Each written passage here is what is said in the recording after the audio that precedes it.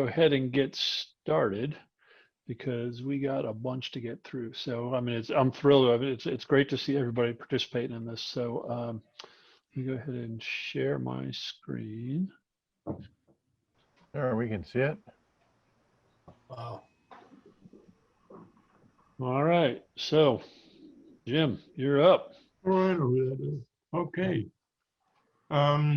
That's a pandemic bowl, black and white, wangi and maple. And here again, it's in 1/4 inch layers with an OG on the outside. Jim, I thought you said that after the last time you showed this that you weren't going to do it anymore. Oh, you wouldn't believe what I got going now. Actually, I would believe it, but Well, anyway, that's the inside. Wow. You know, Lots of fun. yeah. wangi is not my favorite to turn, so. Oh, you get a sliver in your hand talking about it, I tell you. It's just terrible stuff. Yeah. Very nice blend of pattern and chaos. Yeah, thank you. Yeah, I see both when I look at it. yeah. What'd you finish it with, Jim? Is that just a That's lacquer. lacquer spray? Yeah.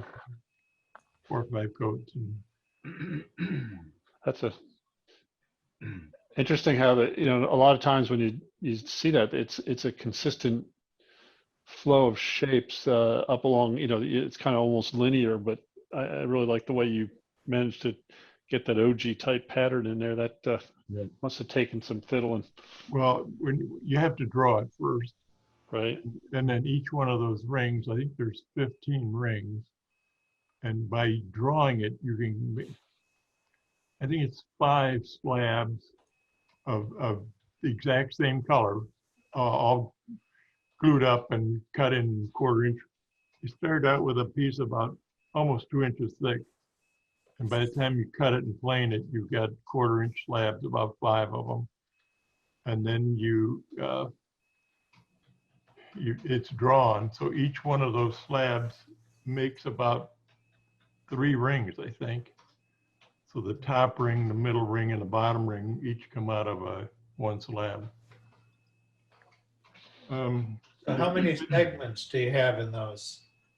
Oh, hell, I have no idea. No, I mean in each ring, sorry. What? In each ring. In each ring? Not total, just each ring has some number of segments. No, it starts out Oh, wangi and white wood, 2 inches thick, multiple different sizes okay. in wangi and white, and then it ends up about 12 by 12, 12 by Okay. 12 by 2. So it's not actually in segments. God, if I had to do that in segments, I'd be drinking my lunch. But, Okay. no. Okay. Sometime anyway. But it's interesting, and you can do all kinds of things with it. I got some other things planned, but Amazing, Jim. Every time you show one of these things, that you can still talk coherently and you're not just not babbling. well, How about the stitches? this is a similar thing. This is the same type of thing, only this is a bowl from a board done on a Ringmaster. I bought a Ringmaster at an auction years ago, and it works on a Shopsmith, and I hate the Shopsmith, but it does so many things that nothing else will do. I still keep that around. And after using it for a while, it chatters. And it won't slow down enough. Shopsmiths will only go down to about, I think, 700 RPMs or something. Hmm. So I made some brackets and spacers and things, and I've got it fitting on my Powermatic now. And I'll tell you, that's a real tool now. I can do all kinds of stuff with that. But this is the same kind of thing. This is a tornado type bowl. It's one piece of wood about 1 inch thick, 10 by 10, made up of all these different colors, and then cut at angles and like you do a bowl from a board on a Ringmaster. But the trouble with that is it gives you a straight side. Every bowl looks the same, and I really don't like it. I like the other OG better, but it's about 5 times as much work. And good show. Anyway, I feel a demo coming on, Jim. oh yeah. Well, I'd have to do it in my shop or something. Well, we can arrange it. We'll talk. We'll talk Okay. offline. You know, what I really like about this is the bottom, the tight radius on the curves. And I noticed on the last one, it's like a half moon shape, where everything else you have segments, straight segments. But when you get to that tight curve on the bottom, it gives you like half moon shapes. Tell 'em to That- change the ring That's really cool. hole in the bowl. Yeah. You've adapted it. Not that that's planned, but when you start cutting it at the, how do you say it? You start cutting sideways on that that lower ring, it spreads out the cut. I'd like to say it was done on purpose, but that's the way it happens. Yeah. Usually Ringmaster has a big hole in it, but they take the whole piece, 12 by 12, and they drill a hole through it. I think a 1/2-inch hole, and they mount it. I found out how to mount. Have you ever seen those chucks, those little expanding chucks? They have a Morse taper and then a drum on them. And I think it takes 1 3/8 hole. But it's for turning clocks. You drill 1 3/8 hole in anything. You turn the whole thing, take it off the lathe and push a clock in there, and it's gorgeous. It works great on this too. Well, nicely done, Jim. But I would like to talk to you about a demo here. We'll get that figured out here. Okay. All right. Thanks, Jim. Gotcha. Bob. Yeah. This started out as kind of experiment turning a cylinder or flat disc on multiple axes, and this is what it turned out to be. But I had some pecan that I just was wanting to play around with, and it turns out I had a big wormy piece in there. And I was a little reluctant to try it because I was afraid it was going to just fly apart. But I got to turning that stuff, and it was like a piece of cement. Anyway, I ended up doing the big circular piece, and then I had some scraps of some big leaf maple burl, and I turned the base and sort of a sphere. And if you go to the next picture, that's how I started off with putting this thing together. And I just felt like the sphere kind of mushed into everything else. So I went back and added a little extra length to the brass rod to get it up kind of into the center. And I liked it better. I don't know. I'd be interested in comments on that. I like them both.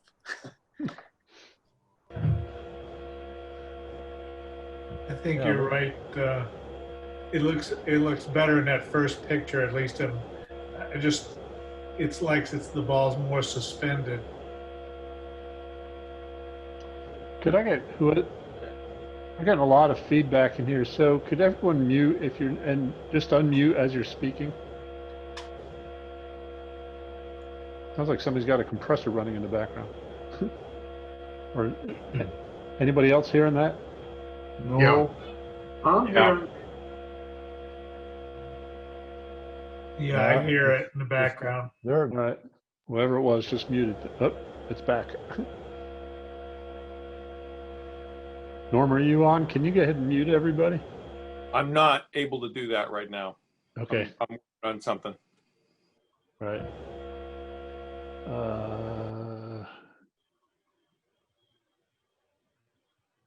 Okay. All right. Well, Bob, oddly enough, you'll see some similarities in the piece that I made. So, Okay. The one thing I didn't get a picture of is when you turn this thing sideways, if you look at it from the side, you get a little cant in that larger sphere or larger circle there. And that's came from the multi-axis turning on there. It was kind of interesting. I wish I'd gotten a picture of that it could be seen. But anyway, there you have it. I like them both too. Now, can you back up for just a second, Steve? Yeah. yeah, is that a plexiglass rod or what? Acrylic or what is that? It's an 1/8" piece of a solid brass. Okay, I was gonna say because you can't appreciate that it's brass, but I was gonna say brass would probably. I like incorporating metal and other materials. Yeah, into it. if you see it with the lighting was kind of crazy. I was playing around with different ways of lighting, and I didn't obviously didn't get this right because it's just kind of glary. But when you see it in person, it looks that brass kind of stands out a little bit. It's nice. Yeah, with all the punkiness, it looks really old too. That piece of wood again was I can't remember the gentleman's name, but we went down to his barns and people were able to pick through wood, and I just picked up a couple of pieces of old pecan, and I had some nice solid pieces of pecan, but the ends were very wormy like this, and that's where that piece came from. Lord knows how long it's been sitting out there, but so I couldn't believe how hard it was. It was Yeah, it looks like it would come out of like an Egyptian pyramid or something. yeah, Maybe it's petrifying. could be. Yeah. Yeah, I really love that character. I mean, that's so much character in the punky areas and all for it to hold together. That's beautiful. Nicely done, Bob. Thank you. Terry. Okay, I will unmute. I'm just a simple little lidded box in maple and mahogany. It's not totally finished yet. I want to do something to highlight the texture I have on the lid. And it's about 2.5 to 2 3/4 inches high, and just about the same diameter at the widest point. I can't imagine what you could do to improve that. The texture and then the light, smooth colors. I really like that. I was thinking I about like trying to yours. put some gold in the texture. I don't know. Oh, yeah. I like the way you step the lid. That's nice. Thank you. Nicely done, Yeah. Terry. Yeah, I would also say that I like it without the gold in there. But one thing you could possibly look at, Terry, is adding some more dark lines on the lid, like you have on the bottom piece. You know, on the box itself. You know, Yeah, so I thought, yeah, that's a good thought. I thought about doing that, but I went with the texture instead. But I could do both. yeah, just to maybe around the texture, just make those dark, or else the next ring up by the handle, even, you know, just make it a dark ring. Yeah, and I have a small mortise on the back side of the lid, so I could try to remount it if I wanted to. Yeah, I think I'm looking at it a second time now. If you had dark ring around where you've embossed it there, that would look, it would really stand out then. It would be sharp around it, you know what I mean? Right. I think it'd look good. Good thought. A Some dark ring people- or even a light ring might go there for the contrast. Some people use those paint pens when they do texturing. I don't know if anyone's tried that or not. When the piece is rotating, you just take one of those pens for the color that you want and apply it very gently, and then it will accentuate the texturing. Yeah, I've tried that a little bit. Those lacquer filler things that Cindy Drozda uses for her signature. I got a couple of those, and I've tried that, but I did not try it on that piece. Yeah, and I guess, you know, with your piece, the problem is the mahogany looks so nice and it contrasts so well Yeah. with the lighter wood that if you use any color, you might kind of distract from that. Right. Okay. Alright. So this is the other piece. So this is ambrosia maple and walnut. And you know, you start out with a piece, you have an idea, and it kind of fights you. There was a little bit of rot on the very end, so I put that on the top. And unfortunately, when I started turning it, you know, and got down below the surface, it was more substantial than I had thought. So I ended up making it kind of an open form, and then I went back and put some walnut in to close it back up after I had hollowed it. So that's actually on the photo to the right. The very top of that is actually walnut, and the joint is at that middle ring there where I put the three lines. At the middle one is where the transition between the maple and the walnut.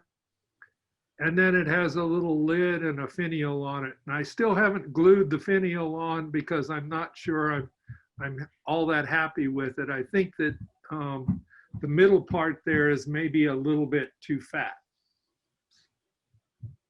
But that's about, the vessel itself is about 5 inches high. And then the finial is about 3 inches high. And what's the finial made of?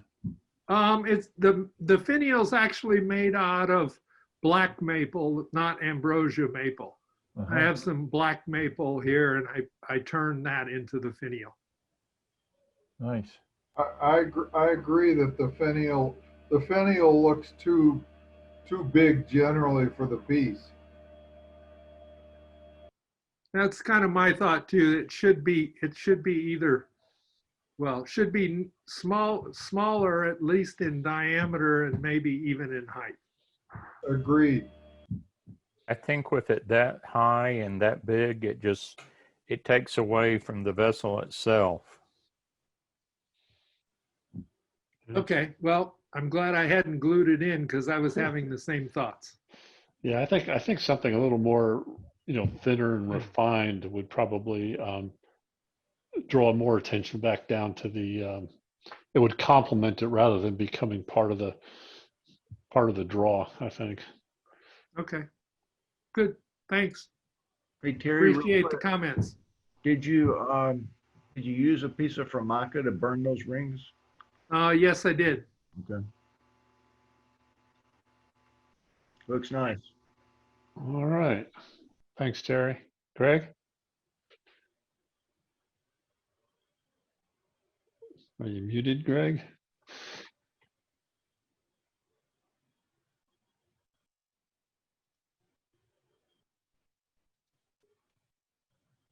Greg, we can't hear you. I think you're muted. You may have lost him. I'm looking for No. him. Nope, No, he's on.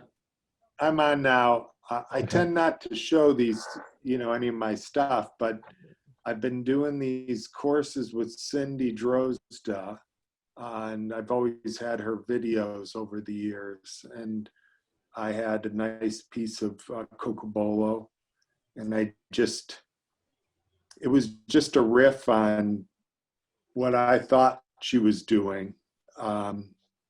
And then I did an ebony inlay, and I'm sort of experimenting with the texturing, doing both chatter work as well as using the texture wheels, both. And it's kind of fun. Cindy had some recommendations after she saw it. I'm just wondering what you guys think as far as. We think it's a we think really whatever pleasant Cindy shape. thought, Greg. Don't mess with success, right? She was very nice about it and all, but she's like, well, I'm going to give you a caveat that I'm going to want it a little more like the way I do it.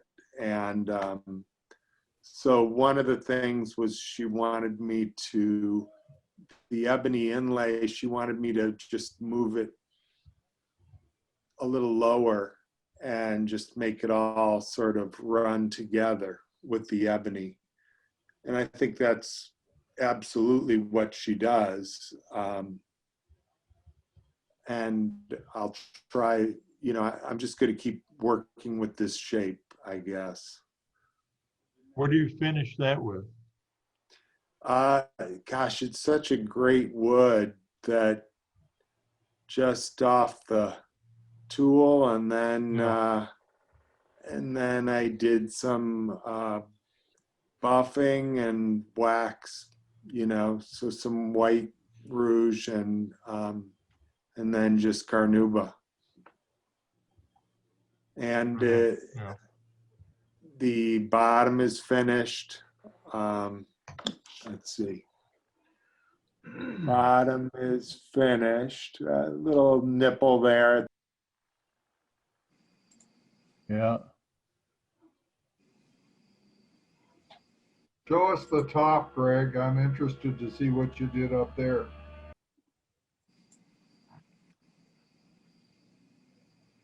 That's really nice.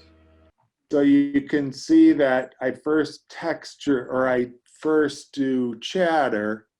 And I've always liked chatter being tight, not the wider one where you do it much faster. And then as far as the floral pattern and some of the other things that I've done with larger inlays, I use the Sorby texturing wheels. And then you were talking about coloring. I use the silver gilding wax on top of it. So Greg, that floral look in the center there is done with a texturing wheel? Yeah, you Wow. just pull the wheel away from the center a bit, use the, number 2 or something, and just press in off to the side, and you'll get that sort of look. Oh, very nice. Thank you. Nicely done, Greg. All right, Lan. Well, a couple weeks ago, my wife asked me to make her a new coffee scoop. And I obviously got carried away. And I made her several to choose from, even a couple of espresso scoops in there. So you could go on the little side. But somebody had commented, I showed the picture before, and they wanted to know about standardizing the cup. And I said, there's no two people on earth that make their coffee the same strength. So that's not really an important case. So they'll all be different sizes. And it's a variety of woods. There's some sycamore in there and pieces of maple. And that's about it. I think it's the little small handles are walnut. Are they all 2-piece? Yeah, they're all 2-piece. I've made lots of 1-piece scoops over the year, but I have never made the 2-piece scoop. So that was my first attempt at that. Right. What's the yellow wood, Lan? It's actually dyed. It is maple. Oh, and okay. I was trying to go for something different, and it ended up just being yellow. Yeah. That's good. What are you using for finish? Are you just oil on them, or? Yeah, mineral oil and paraffin wax. Okay. Well, which one did your wife pick? She picked the biggest one on the left. She liked that spalting that was in there. She must like her coffee strong. She does. Just like her man. Yeah, boy. Oh, here we go. Nicely done. This, my son and his family live in Ohio, and they just moved to a farm. So they're now raising chickens, and they wanted an egg caddy to sit on the counter. And I was just trying to do something different. And I had a triangular piece of walnut laying around. So that was my first attempt. I've now made them one that has 6 spaces and one that has 12 spaces. But this was the first one with 4. And I made another one just like it that instead of, it has only 3 holes and a handle in the middle. And they gobbled it up, so I didn't even get a good picture of it. But it works good just to set your eggs on the counter. So did you do that multi-axis or just? Yeah, and it's a lot easier than it looks because I just drilled the 4 holes and they fit exactly onto my pin chuck expanding. And so just put them into the 4 from the bottom side, and then allows you to cut the cove into it. Right. I mean, it's very little turning involved, just very small 4 holes.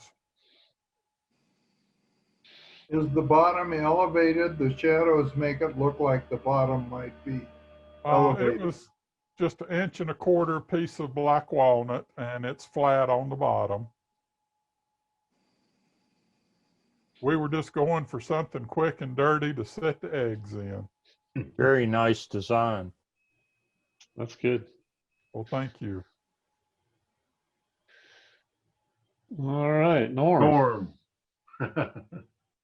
So long ago, I foolishly promised Ted that I would do a small projects video for next month. And I figured, well, you know what? I better make one. So these little potpourri bowls, it's just the use of you have a really small blank and you want to just make it a little bit dressier than a plain bowl. This is somewhere between a bowl and a box. The pewter lids you can get for about $4 a piece if you buy like 4 or 5 of them at a time from Craft Supply or Rockler. They're very inexpensive. They have limited designs. But I started making these years ago, and I found that if I'm out at a demo and I have the lathe, this is actually a project I could do start to finish, in an hour or so. So it's kind of a nice little project to do. This is 3.5 inch wide, which is just barely big enough piece of wood for one of these. I had doubts it would fit, but it managed to come out okay. I like the smile on it. Yeah, on that little face. So you're turning that side grain orientation, right, Norm? I mean, it's just like you do a bowl. Yep. And the next one is another one that's a little bit larger. This is some of Mike Smith's big leaf maple. Yeah, I'm sorry, but the crops are a little tight because I just did these quickly for the video. And this is before I got my softbox camera, my light box. So, but this one's about 5 inches wide. And this one I had the lids sit a little proud. Sometimes I sink them in, but I'll cover that in the demo. All right. So do you maintain an even wall? I mean, so you use hollowing in order for that shape, so the wall thickness is constant all the way through, or you just go straight down? That's what I shoot for. But to be honest, because this is, it's hard to get anyone to really appreciate a bowl under 6 inches, as you know. Right. So I don't put a lot of time into getting this perfect. I go for an even wall thickness. It's a matter of how wet the wood is too. If it's very dry and almost stable, I worry a little less about getting a solid wall thickness. If it's wet, I definitely shoot for a solid wall thickness so that if there's any movement, it won't crack. Never had one crack on me, but I'll admit occasionally the more I have that wrap around, I may spend a little less time evening out the wall right under the lip. If I'm not in a mood to do hollowing. Right. It's a 3-inch hole, so you can really do most of it with a bowl gouge, depending on the design you've chosen. So if you do them green, Norm, and you have that piece fitted on the top, if it dries, it's going to change some, right? Right. I never do it I don't do it with completely wet wood. Oh, If it's- okay. Okay. I'm talking about the difference between 20 and 10% moisture. Yeah. Okay. But also, this isn't a box type fit. By design, got to make these things loose because that wood's going to move and that pewter won't. And Yeah. here's a little secret. I've never gotten these pewter pieces. I've ordered probably a couple dozen of them over the years. They are never the exact same dimensions and they are never perfectly round. Yeah. Can you go back to the first one?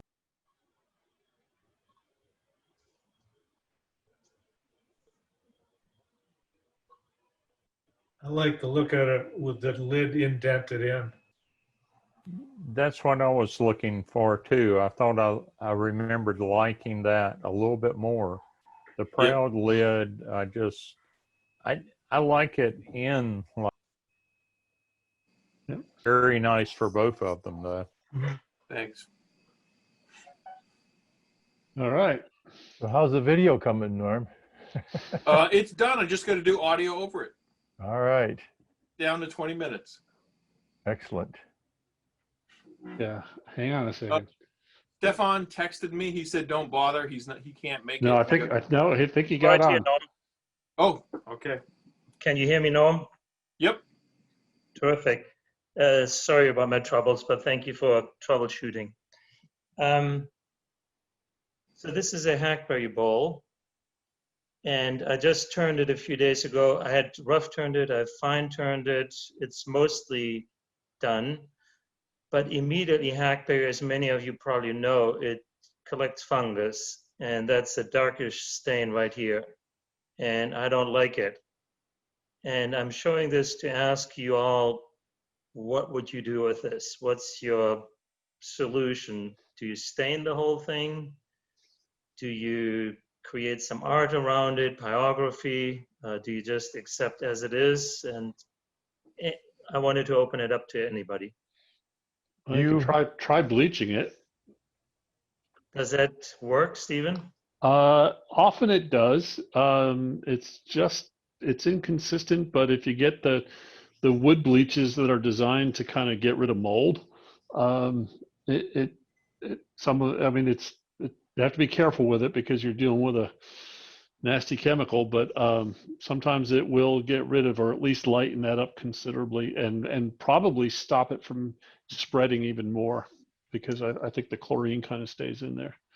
And be very patient.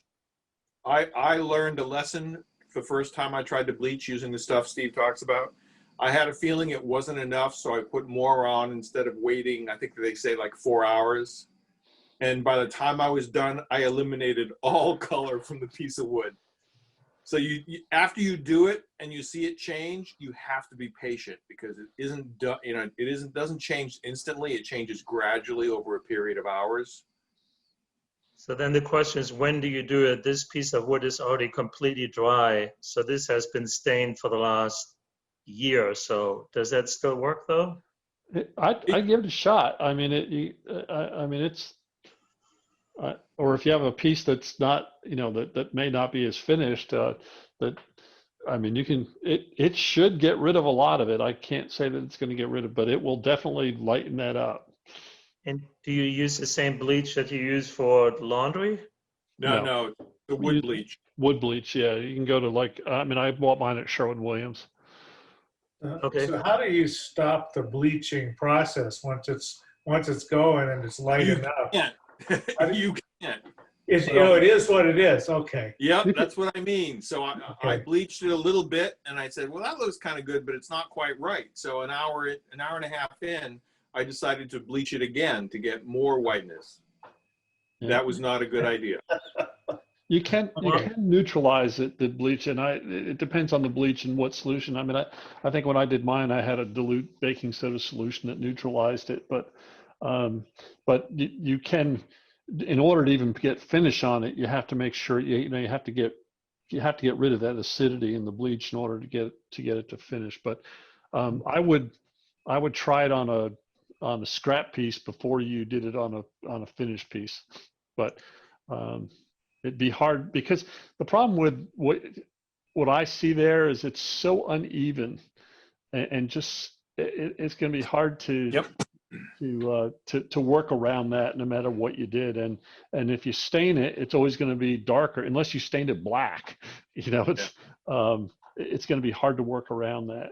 If it had been in a more consistent pattern, you might even be able to enhance it. But what I see there is it's just going to be hard to work around that. Maybe a darker milk Yeah. paint. Well, Stefan, you and I have talked about this, and I've done a bunch of different hackberries, and I don't think any of them have been that successful. The one that success I did have, or several of them were successful. I used dyes on them because then you can use that stain as a base, and it creates some depth on the piece, and it comes out pretty nice. The problem is, and I think what Norm and Steve are saying is probably the way to go, is to bleach it first to kill the fungus, because I didn't. I tried household bleach and it doesn't work. And because that fungus just kept growing, and it smelled mildew. Even after I put finish on it, I couldn't stand it. I ended up essentially throwing it away. It was a really beautiful piece, but I couldn't stand the smell. I would think this fungus is already dead because the wood is completely dry. So Well, there's I nothing. thought the same thing. And that's why I had it sitting on the shelf for over a year and was completely dried out, but that smell was still there. And then question to you, Norm. Steven said that he used some neutralizer to be able to stain it afterwards. Is that your experience too? I never went that far. Are you able to stain it even without using that? Don't know from experience. I would read it, whatever the directions. When you buy the bleach, it's going to tell you how to do it and what to do. I can't remember exactly. It's been a couple years since I've done it, but it's a powdered bleach that you mix with water, and and that's the advantage of going to, like, if you go to Sherwin-Williams or something and get a wood bleach, it will tell you what you need to do before you finish it. And I believe the one I had some neutralizing instructions on it. I will report back to you. Is Alan Falk on the call? He always has some unusual ideas. I haven't seen that. It wouldn't ebonize, would it? That's what I was just going to say. I'd maybe go the other way.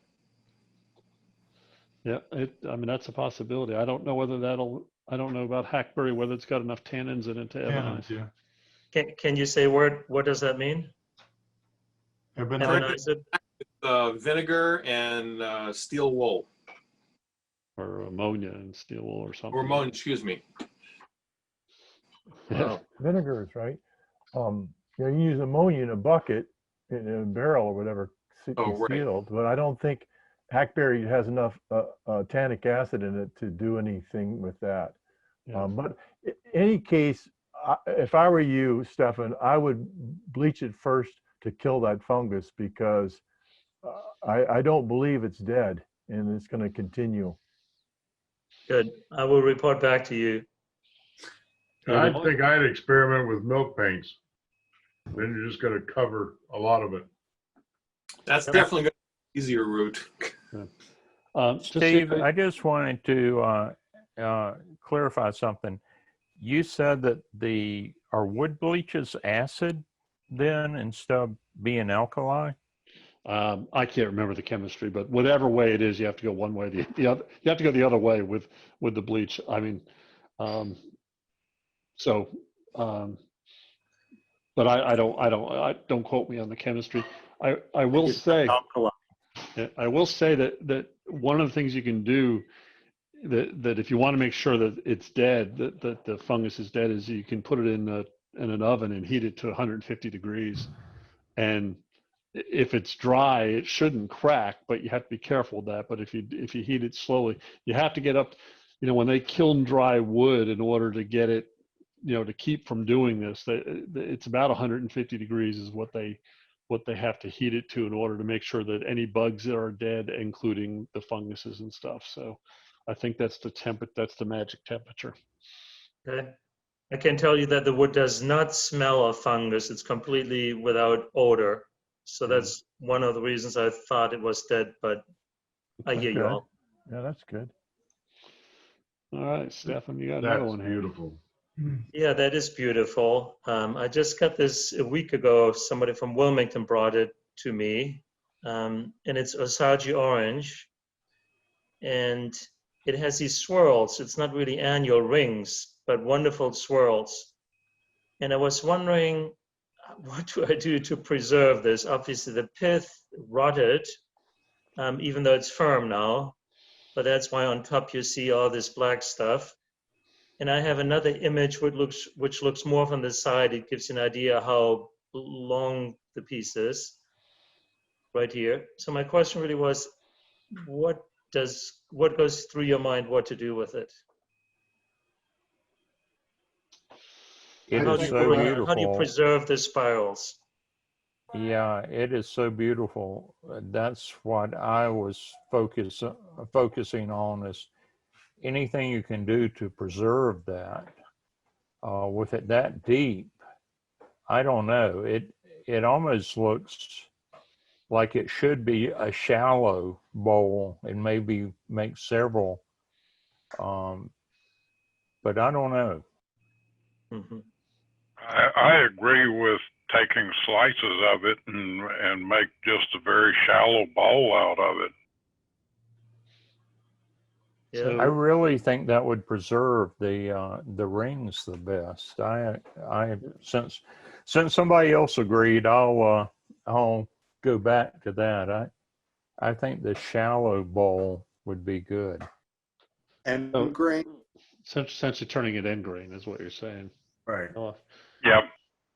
So the other thing you could do, Stefan, you could actually, if you did take a slice of that to turn an end grain bowl, and you got enough there to play with 2 or 3 of them, you could actually fill that void with acrylic if you wanted to, and to give you something. Because what I worry about right now is that just coming apart on you. Mm-hmm. Because Osage orange, I can't remember, but I believe that moves quite a bit. And if you turn it end grain, you might just have that. It may just check on you right through the pith. Yeah.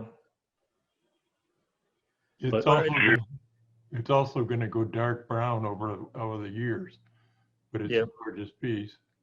If you look at it real close, you'll see the different growing seasons some were better than others. And as this tree got bigger, it must have been in the woods and something covered it up, because you can see the rings are much smaller. So you can actually tell what's happened to that wood over years. And looking at the limbs sticking out on this end, when somebody mentioned, I just started thinking about side grain turning it, and I can't really envision that, but you might just want a shallow bowl on this end if you can maintain that limb that's coming out, and do something else with the other part. Excuse me for a second. Well, I tell you, I couldn't wait until tonight's meeting, so this is what I turned out of it. I don't know whether you can appreciate that. So you're asking us for advice and you already did it? Well, I asked 2 days ago and I couldn't wait. I was just so tempted to do something, and I turned it last night and finished it. And it did preserve the structure. However, it's not really a bowl if you appreciate this right here, because it's obviously missing the pith piece. Right. Very That's nice. how it is. Yeah. Well, thank you. Came out good. Yeah. Looks great. Like what you did. Well, thank you. Good choice. I would almost be inclined to coat that. I'm worried that that end grain with it's kind of got a stress concentration coming into that pith there, and I just worry about it, just that thing just checking up on you. Yeah. But so Could you be. might want to try to dry it very, very slowly. Yeah. So. Well, good. Well, you don't even need us. Why do you? Call confirmation. Hey, I was just impatient, but I really appreciate everybody's input. Seriously. So did that take the whole piece, what you did there? No, Okay. it took about a third of it. Okay, so you got room. So you The got other Yes, thing- and I have more of the wood, so I'm not. I have room to play. The other thing I would consider is if you cut this along that where that defect is there, you could get a natural edge bowl out of this side piece here, and maybe even if you cord it, you could get more than one. And I think that grain is you're gonna still see that grain if you come in natural edge from this side. I think a lot of that's still gonna be preserved, and you have a much better chance of having that not check on you. So that would be Okay. if you have more of it, I'd give that a try. And Stephen, when you do that, where would be the opening of the bowl? On the right-hand side or in the middle, where the pith is? Can you see my pointer? I would Yep. open. This would be the top of the bowl here, Got it. and this would be the base. I would cut it straight down right through the pith right here, Okay. and then make it natural edge. Yes. Got And it. I think there's enough grain there that you'll see that. And hope the bark stays on it. Yeah. Stephen, this is Terry Brown. Can you hear me? Yes, I can. Yes. Okay, a couple things. Since you already turned this a little, you have some idea, but if anybody asks me about turning end grain Osage, I would say that anybody that can properly turn a concrete block can do it without any trouble. Other than that, it is tough. But back to your hackberry. If you take the hackberry and get some more shavings that are wet, pack it all in a plastic bag and leave it for a couple of months, it will come out looking like a piece of granite or marble. I have a piece here I called a geodesic section. I didn't get up here to get pictures, but it does not look like wood anymore at all. And that compensates for the darkness from your fungus because it all turned this beautiful dark and black and gray coloring. Wow. Yeah. Does it matter what chips you use? Does it have to be hackberry or can you use something else? You need the hackberry because it has that fungi that likes the hackberry. Wow. Neat. All right. Thanks. Thank you, Terry. Thanks, Terry. You're All right, let's welcome. move on. Bob. Still there, Bob? I've had some very interesting gifts recently, and this was one of them. It's a piece from a cherry crotch. I still have the other side of it. It's hard to appreciate how gorgeous this graining really is, and also I went out of my way to just let the edges be as they were, and it's quite different. I don't know. Can you all see what I'm holding up? Hold it higher. Oh, yeah. Nice. There's nothing magic about the bottom. There were some obvious cracks. I filled them with CA and then sanded and finished over them. It's sanding sealer and about 6 coats of lacquer with sanding between each coat of lacquer. It's roughly, I'd say it's 10 inches in diameter, and maybe its highest point is 4 or 5. That's some really amazing grain. The grain pattern is spectacular. No, that's and the uneven rim just really adds to it. Nice, that's nicely done.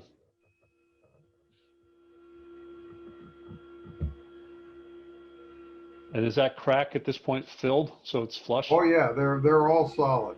You can't detect anything with your hands. Good. Nice. And this is a follow-on.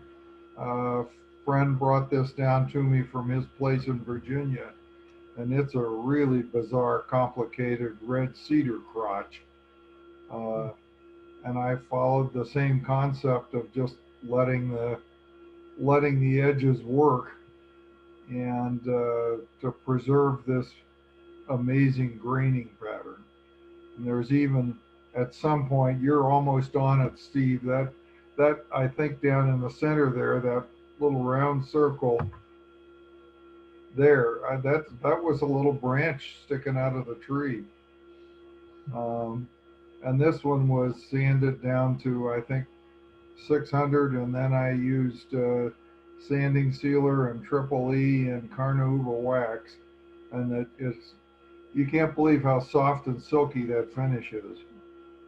Yeah. That's again The worst mistake I made was to use an oil finish on that cedar. Cedar, yeah.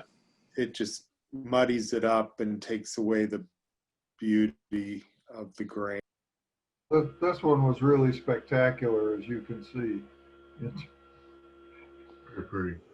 So Bob, one of the things I think it's interesting is that sometimes when you sand cedar that has the sapwood and the heartwood adjacent to each other, the sanding dust itself tends to contaminate the grain, and you get some mudding. But you seem to have maintained that sharp edge there. That's nicely done.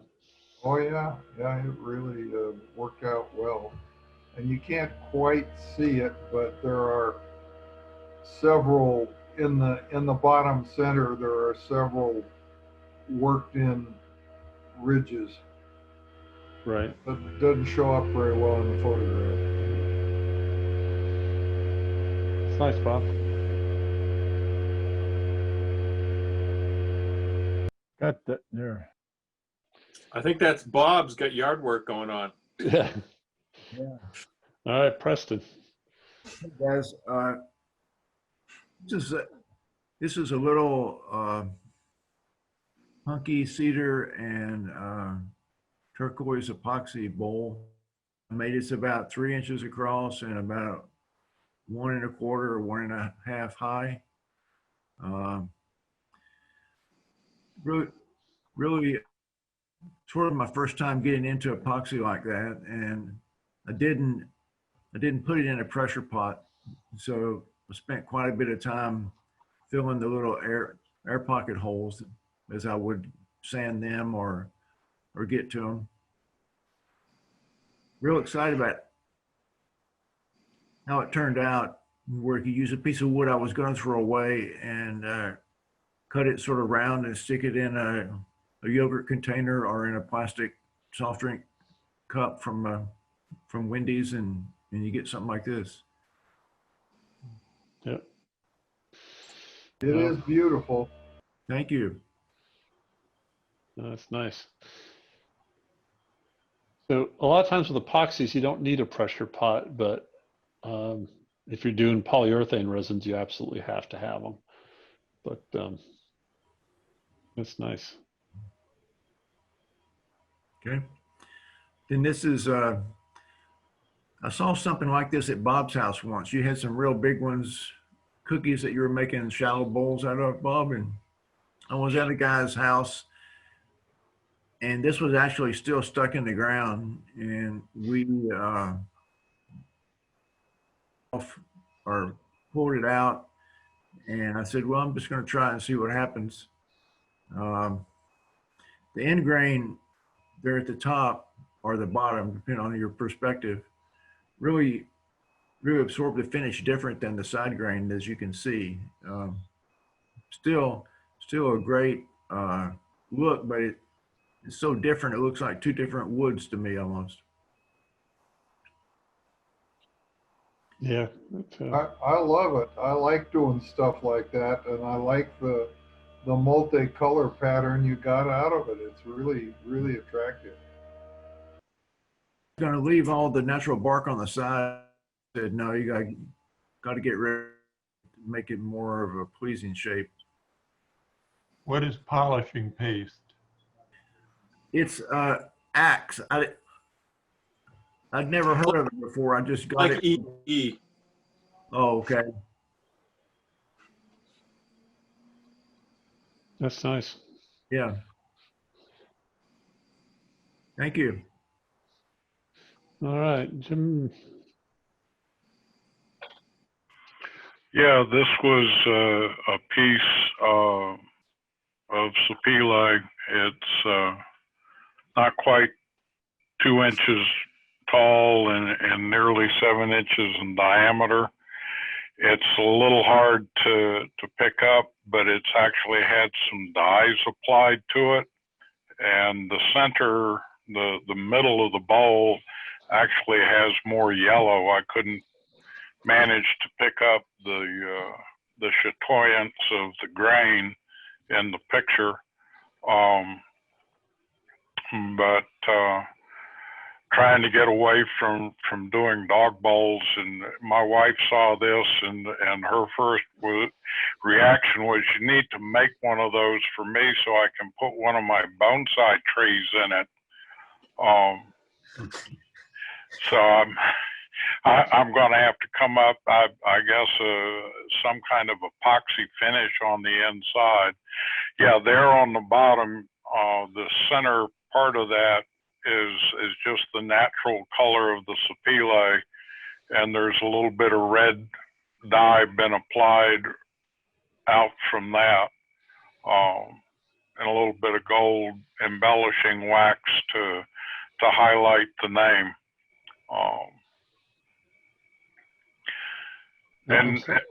Well, so I was going to the chatoyance in that is just that it's sapele is not really nice in that effect, and you managed to get it very smooth. So, and that's a very pleasing shape. Thank you. Yeah, like I say, I'm trying to get away from my dog bowls. This actually was a piece that I've had around, and it was the jam chuck for the previous piece to get the bottom finished. I believe that this is actually sycamore from the grain pattern, but it still got invaded by something like the ambrosia beetle. So it's got that ambrosia-like staining to it, and the little holes, which I managed to pick up in the picture.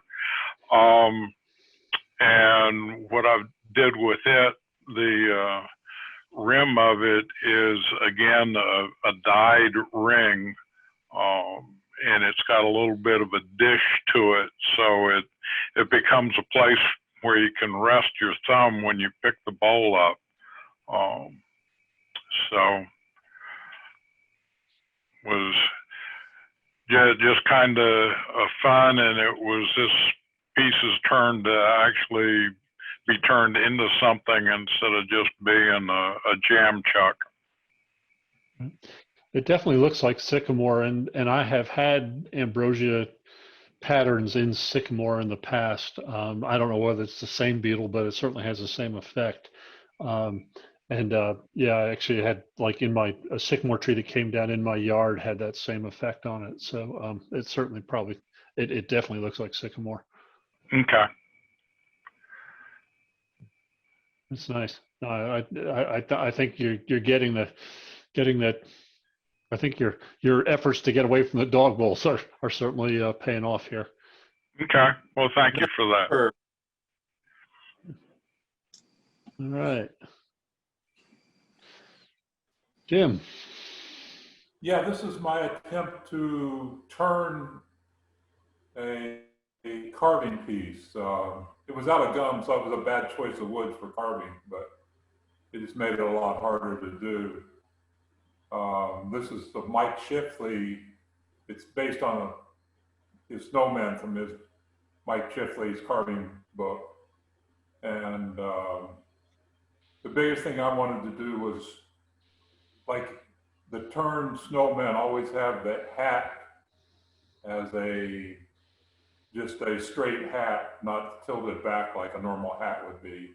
So I did an off axis to get the hat tilted back. The next picture might actually show that better, I'm not sure.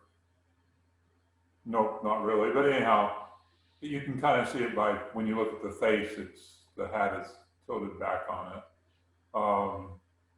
And the biggest thing I found there was I needed to turn, I think the first one, the one on the left, far left, I turned the hat only on the off axis, and then turned the rest of it, and then had to carve up to the rim of the hat to get it anyhow.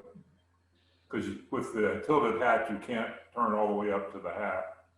But I found on the other two, I found that if I turn both sides of the hat on the off tilt axis, it's a lot easier to carve, and it's also, I think, it looks better because the head looks like it fits in the hat instead of being off a little bit. The first one doesn't, you can't tell it's off, but it does. When you have it in your hand, you can see it's off a little. So you rough turn this to the shape, and then like in the middle one, the part you're carving is the embellishments for the scarf and the jacket, and is that? Yes, that's it. Okay. And also his head. I had to carve the head to match, to blend the two turnings. Okay. Can you go back to the first one?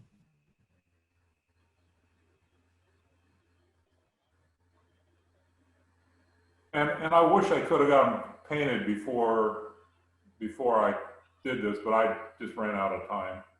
And I wanted to show them this week because you're talking snowmen. November is not the time to get started doing Christmas stuff. So right. I kind of wanted to show this off as, well, I don't know if showing it off is the right thing because it's ugly enough. And with the gum, the wood actually sets off too much stuff to see the thing, so it needed to be painted to just let you see the carving itself. Right. So when you paint it, will you embellish the carvings with different colors, or? No, I mean, not like the jacket. I won't probably, that'll be one color, but I might shade it a little bit so that the arm sticks out. Right. Okay. How did you make the hat in the middle one? What's that? How did you do the hat for the middle one? I just left a whole rim of wood around the top of it. Okay, so then you And just carved everything except the off-kilter part away. That's kind of a cool effect. Yeah. Well, that's fairly normal in character carving to do a hat like that. Mm-hmm. Like the Santa Clauses, the hat that comes off of Santa Claus a lot of times hangs down over the side and has the tassel on the thing. The same book he has, this is out of a book that's on snowmen and Santa Claus, or Santas. So like that's a common, I think that's actually mirrors the actual carving that I was modeling off of. I actually started this off thinking it was going to be an easier project than the total carving of it, but I think if I'd used basswood, I could have carved it just as fast. Right. And I am going to try it again, but I'm going to use pop. The reason I'm using the gum and I'm going to try it with poplar is I have lots of poplar, lots of gum, and you know, a 3x3 piece of basswood, they want $10 a board for from Cleanspore. So, you know, something this size would be like $5 worth of wood. So, and I have a relatively free wood of poplar or gum. Go to the cheap bin at Cleanspore. They have a lot of basswood there, just in pieces about that size. You probably could get all 3 of those for $2. I've never seen big basswood in the cheap wood. Okay, I'll look though next time I'm in there. Yeah, when I started playing with Off Center after the Raleigh Symposium, that's what I found. And at least at that time, they had a lot of basswood, and it worked really well for for a learning experience. But I really like the off center or the off axis hats. That's a very good idea. And like I like said, that was those. why I was trying them, because I don't like, I don't like the looks of the normal turned snowman with the hat being straight. Right. Well, good. I'd be curious to see what they look like when you're painting them. Oh, Maybe thank you. just show one. Just you can just hold it up maybe the next time we do one of these, and just let us see the after. Okay. Agree. I'd really like to see that too. All right, Tom's turning colanders. Yeah, this is the design work was all done by the boring insects, and some of it was so badly damaged that when I knocked out the debris in the holes, the pieces fell out of the sides. So, but that actually, I think, made it look even more interesting. And the only reason that I even started this project was because I didn't think that these were going to amount to anything, and I wanted to just practice doing thin-walled bowls. And when I discovered that by knocking it out, it made it interesting. It was a bit of a challenge, but and this particular bowl actually had another problem. Right in the bottom of the bowl in the center, there was the insects had bored through, and as I was removing the tendon, it came free of the tailstock sooner than I thought, and I was real close to losing the bowl, but it never flew away. It was still locked in place. I did get the lathe shut off very quickly, and probably the biggest problem I had with this was sanding it. I did a lot of hand sanding on this one, but it ended up being kind of interesting. Yeah. Could you put that in a vacuum chuck, Tom? I don't have a vacuum chuck. I'm just kidding. And I'm thinking that it wouldn't quite work. I get your point now. Sarcasm's lost over Zoom. Yeah, that went right over my head. But So one of the challenges with doing stuff like this, and I've done a fair amount of, is that when you have all those holes in there, if you have any inconsistencies in wall thickness, it's like having a mirror into your soul, because you can see the wall thickness throughout the entire piece, and yes, and you have to get it done. The other thing that happens, particularly when you look at, you go back to, this is you get so much flex as you turn it that you have to kind of work your way down as you do it, because you can't come back to this area here once you start. And that's what I actually did on this one. I worked on the top third, got that to right where I wanted it, and then I worked down to the middle third and bottom. The biggest problem I had with this particular piece was when I was taking the tendon off, the bottom is thinner than this. The walls on this are about 1/8 of an inch. The bottom is about 1/32 of an inch. Jeez. I almost made a funnel. Well, I kind of did anyway, but it's Been there, done that many times. yeah. And this one, I got the bottom a fair amount thicker, but I had all these runs, so I actually used my little grinding bit on my Dremel tool to clean out the debris and dress up all the little runs that the bugs had made to clean that all out. And that worked really well, except I didn't run the Dremel very fast, maybe 5,000 RPMs. And I was cleaned up all of the little, the holes where I had debris in there. And that worked really well for cleaning it up, but it took a while. But these ended up being way more interesting than I thought when I started. So real happy with the way they came out. That's good. No, it's a challenge to do it, but it's fun. It's an interesting effect once you get it done. Yeah, I always think of wormhole and thin wall as being oxymorons or something. It just doesn't seem right. And Ted, can I borrow your 1/4-inch vacuum chuck? Sure. Tom, I just gotta say, your scroll saw work's been getting kind of sloppy. Yeah. All right, Tom. Nicely done. And like I said, Tom, if you want to, I've done a fair amount of this, and so if you ever want to just, you can just contact me directly. We can compare notes. Yeah. Okay. All right. So this is Michael, who's our newest member. Wow. Thanks, guys. Appreciate it. And This that's is a gorgeous piece. Thank you. Unfortunately, my photography on this stinks because it's so shiny that on the right-hand side it looks like a big old crack, but it's actually the inside of my photo box.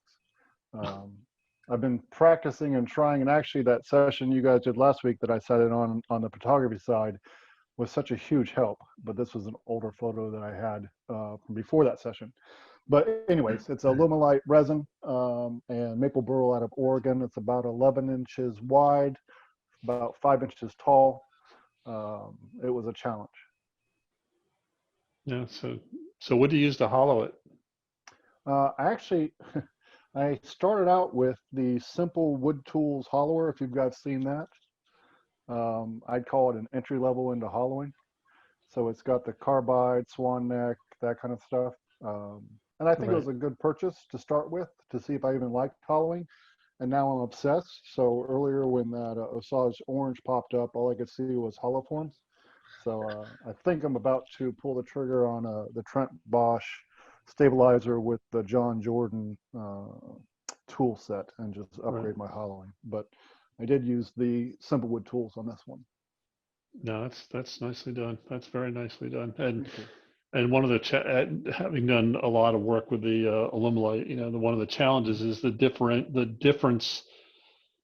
You tend to get vibration when you're doing something where you're going from the acrylic to the wood to the acrylic to the wood, and particularly when you get thin walls, it's almost sets up a resonance when it does it. So to get that, to do that, and without flying apart, that is very nicely done. It's that back and forth, and then the unbalancedness of, because I know that you do a lot of resin too. You know that weight, because this wood came from a buddy of mine out in Oregon, and I think it had been sitting in a guy's garage. It was a huge chunk.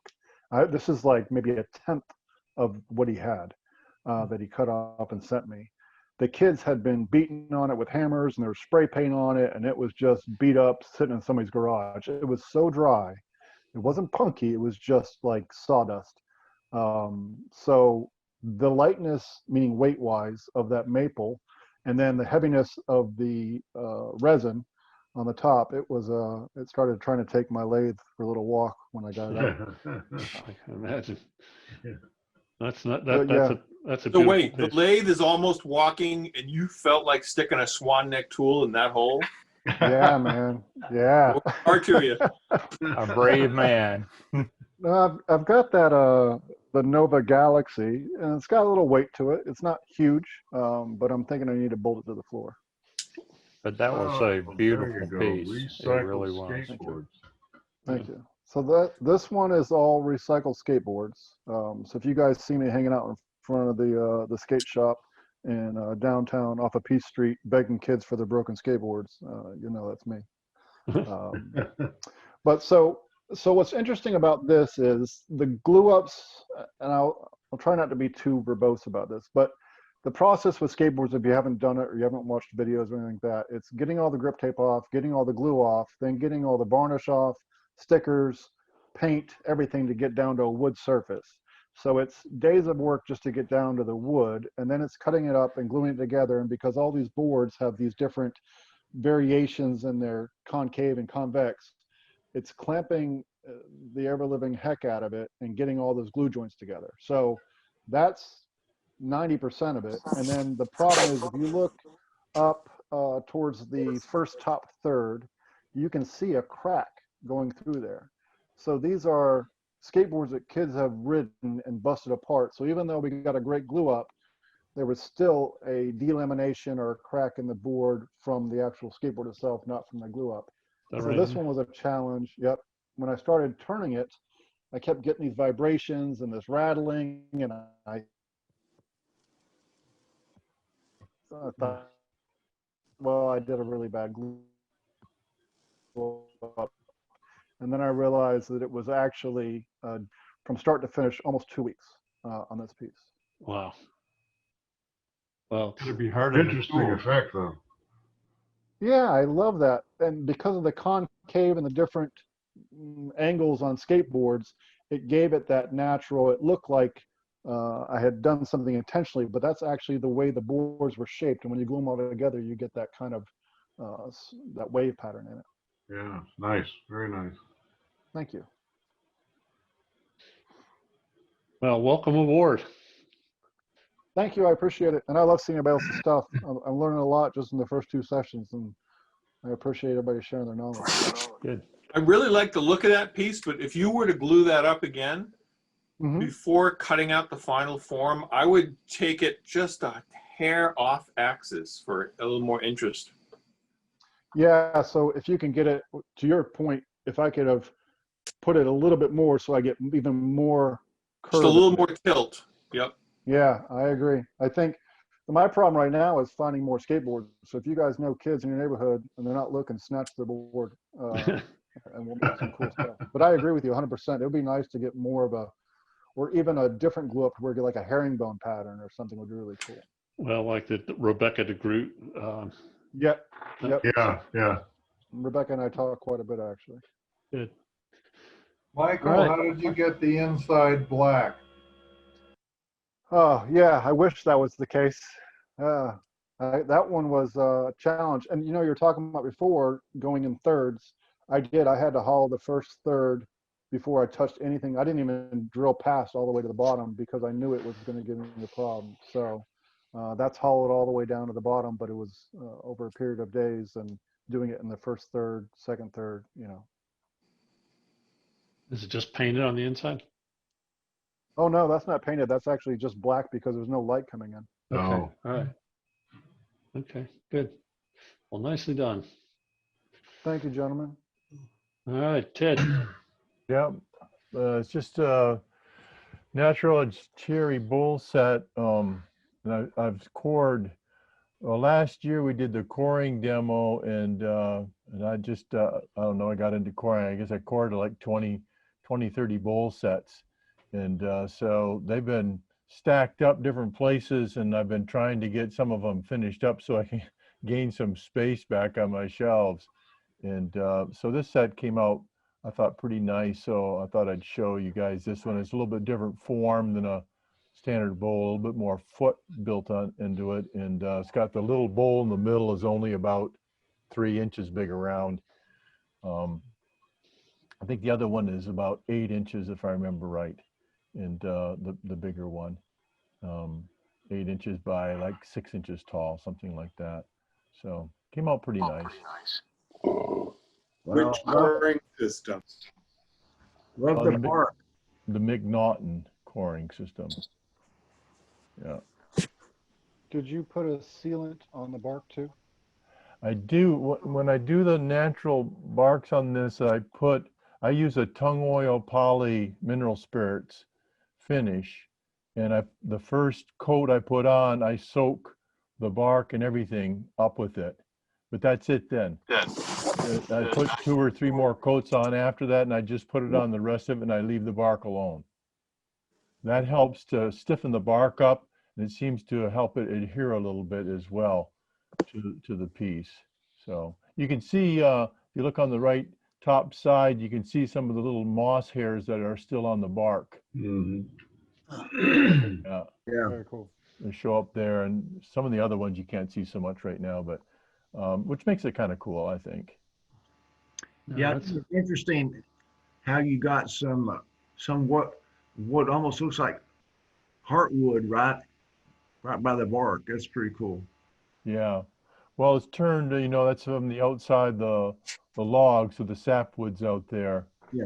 On it. And it just, this piece of cherry got maybe a little bit more sapwood to it than a lot of them do, I guess. Yeah, I'm just talking about, dark, light, dark. It looks real cool. Yeah. Well, it's nice, and the wall thickness appears to be pretty consistent too, which is the challenge of natural edge like that. Yeah, So, yeah, it is definitely a challenge. and certainly when you're coring, it makes it even worse. So Yeah. that's nice. Actually, a piece of bark came off that one, and I had to replace it. And now I'm not sure where it is. I can't tell you where it is. So and it was happening, the coring, what happened is when the middle bowl came out, when I cored it, it came out on me. I went too far, and it jammed a little bit and peeled a piece of bark off, Right. you know. So yeah, it's a little more challenge to the coring of those. That's incredible for McNaughton, especially. That to get that much natural bark is incredible. That's good job. Thank you. Beautiful bowls. Yeah, this piece I made a I don't know, maybe a dozen of these or more, and they're dual purpose. This one is a bowl on this side, and it's just a crotch piece, you know. And when you look at it, you know, or even just out of branch, sometimes doesn't even have to be a crotch piece, but this is a crotch piece. You can see the little bark left in the middle on the right end of it there. And I made a bowl with a raised rim on it on this side. And then, yeah, Steve, if you want to go to the next photo. And on this side, it's a tea candle. So you just flip it over, so it's a dual purpose piece. You know, you can use it for either one. And you can turn these quite quickly, you know. You can probably do these, and once you do a few of them, maybe 30 minutes or so, you can turn it and sand it pretty much. And you can do them green, you know, or you can do them dry, you know, it doesn't matter either way. And you can get away with it. And you put them on the shelf for a month or two and turn them back on again. And the way I do it is, you can see where the tea candle holder is. Actually, on the other side first, I just drill a hole, one in, I think it's 1.5 or 1 9/16 hole. I think it's 9/16 that I use for that tea. And I drill on that side and put it on. Then I turn this side first. When I finish up, I just, you know, cut a chamber in there for the, you know, a recess in there for the chuck, turn it around, put it on the chuck, and then turn the front side of it.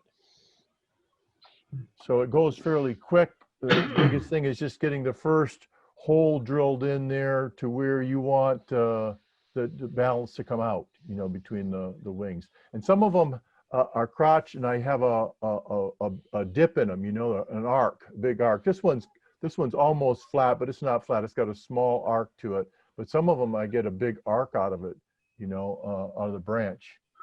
Especially if you have a curved branch, you can do that. Are you sanding this lawnmower blade attached to the lathe? Are you sanding it by hand afterwards, or are you sanding it with the lathe running? No, Yeah. in the inside the bowl, I probably sanded with the lathe turning, but not the outside. No, no, it's not worth it trying it, because you end up screwing up the bark and stuff, and it's too dangerous. You know, this wing out here is like a razor after you turn it, you know. And then I sand that edge off so that it's dull enough you won't cut yourself on it. You know, but when you're turning it, that's the one dangerous part of it. It's like a razor blade out there, you know, spinning. So I've done that with some of the Australian burls too, and I know what you mean. It's like it is. It's like a razor blade swinging at you. Yeah. So you got to be really careful not to get your hands anywhere near that. But they're fun to turn, and every one comes out different, you know. So I have quite a bit of fun with it. Beautiful. That's interesting. Thanks, Ted. Yeah.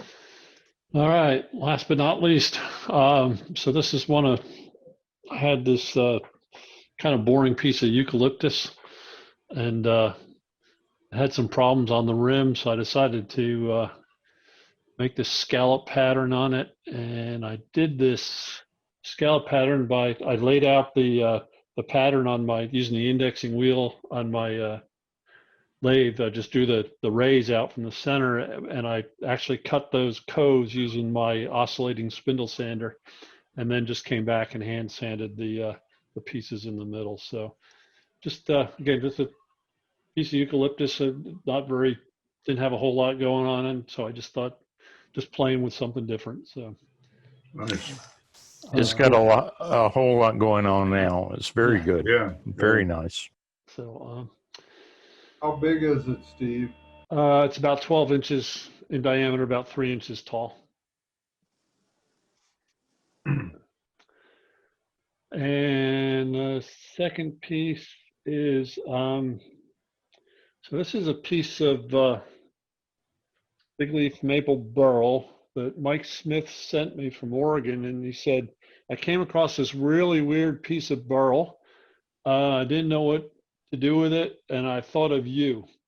So he put it in a box and sent it to me, and he said, have at it. So what I turned was kind of trying to get a piece of a segment of a bowl.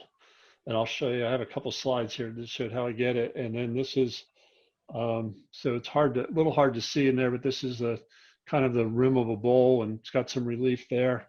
And this is just a disc that I turned on the lathe and then cut it in half, glued the two halves together, and some brass rods holding it up. I'm not sure I like the base. I think it might be too big for the piece, but it's not glued on yet, so I can make that smaller. But and you'll see that this isn't quite even in here. After I took the photographs, I realized I hadn't pushed because it's not glued together, I hadn't just pushed one side down far enough. So, but that should be a constant space in there. And this is just the view from the side, just showing so I started out with the back flat, and then after I turned the front, I just hand sanded the back side a little bit to give it to mimic the back side of a bowl. But you can see kind of the shape of the base here as well.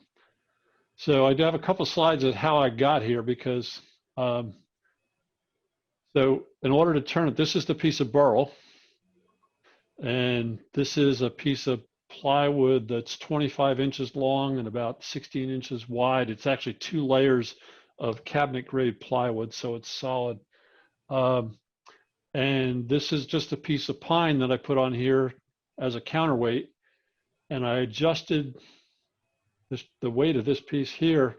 See, so that's sitting on the lathe horizontal. You can see it's perfectly balanced at that point. And I just hot melt glued the piece of burl onto the lathe. And then I gave it after spinning it to make sure it didn't hit anything. So my lathe has a 25-inch throat, and this took, this piece here I think it was 24.5 inches. So I had a 1/4 inch clearance on the bottom. And so you see I had to cut this piece round in order to make it so the corners didn't hit it. That's what I saw when I was turning it. Kind of an interesting view. Yeah. And but it actually, Duxbury's bowl. Yeah, it actually worked incredibly well. So here it is. It's just kind of a weird view of it, but that's the piece after I finished turning it. And if I had to do this again, I would have put a clear finish on it instead of an oil finish that kind of turned it yellow. I really liked the way the burl looked before I did it. But what you'll notice as I turned it, I got into the pine some, and it actually maintained the balance that, I mean, I was turning this about 6 to 700 RPM, and it actually maintained, because I was taking wood off on the counterweight at the same time I was taking it off the burl. I really never got any vibration in it. I was prepared to take some off here if I needed to, but it just turned remarkably well. And you know, sharp tools, and because of, you know, there is a lot of empty space in there.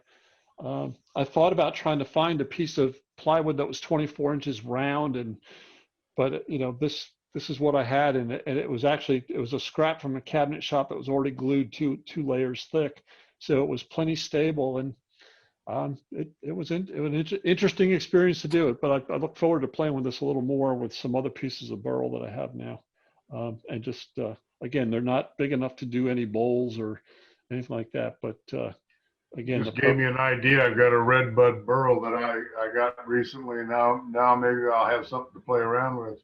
Yeah. Well, just make sure your leg doesn't walk away. Yeah, right. Can't believe hot melt glue held that on. Yeah, if you get good hot melt glue, and you put it on there, it actually is pretty stable. Wow. You just can't have a catch. So Yeah. Only one. well, I turned this all with a 1/2-inch bowl gouge with a Irish grind on it. I turned it and then came back and did a shear cut at the very end just to get it. I mean, what you see there is before I sanded it, so it was pretty smooth when I did it. But anyway, it was just interesting. I'm happier with the process than I am with the. I'm still not sure I like the finished piece, but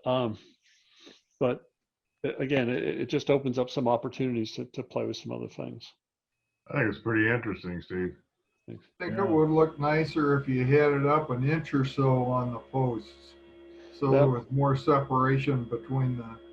And I agree with you on the bottom piece, not necessarily making the radius smaller, but maybe cutting it across higher up so you have less of it. Right. I like the radius of it. So maybe just cutting it higher up so you have less of it. With less than half a circle. Yeah, exactly. Maybe a third. Yeah, I like that idea. Also, yeah, I agree, because the nice thing about the radius is it mirrors the radius on the piece. Mm-hmm. Agree. Mm-hmm. Nice photograph too. Yeah, thanks. It's a little bit coarse. What I'm finding is that I have Lightroom, and that when I export out of Lightroom, it doesn't quite come out the same as what it looks like in Lightroom. And I think I figured it out, but some of the things I have to do, I think it's some of the settings. To me, it just looks a little too grainy. So I need to play with that a little bit more. It looked better while I was working on it in Lightroom. But that's with I have that softbox with a flash in it, like we were talking about last week, and with a reflector. And I probably shot this 50 times. Which piece looks too grainy to you, Steve? The it just looks like a little bit kind of too hard an edge, right? In there. But anyway, it was just a little bit softer. I liked it better when it was in Lightbox. But I actually thought about what John talked about, the ratio between the dark side and the light side and all that stuff. It was interesting when you sit through a session like that and then try to apply it and you say, oh yeah, now I see what he was talking about. But yeah, so yeah, maybe a little bit more reflector on the right side. Yeah. So anyway, where are people getting the gray background for the filming or the gradient I got from Amazon? The not cheap part. Yeah, you can buy it from Amazon. Southeast Camera has them. Peace Camera has them also in Raleigh. But they're surprisingly expensive. Yeah, they are. They're more expensive than the soft light. I was amazed. They range from $60 to $90-ish. Sound about right? Yep. For a thick piece of paper, basically. Right, it's paper. That's the big disappointment to me. I think I paid $48 for mine, but it's only like 15 inches wide. I got a small one to start with. Well, I'll tell you that on this piece, I looked at this and said, boy, that would be a good piece to take with black velvet, like John was talking about, because of the light wood. So, but yeah, no, but anyway, so that's our last piece. Anybody have any final thoughts before we wrap this up? We're at our 90 minutes. Yeah, a lot of very interesting work tonight. Yeah, excellent stuff. Yeah, I appreciate everybody contributing and lots of good ideas too shared. Yeah, definitely. The dialogue, and so we hopefully will see everybody at our next meeting on November 12th, and we'll be talking about some small projects. And with that, we are adjourned.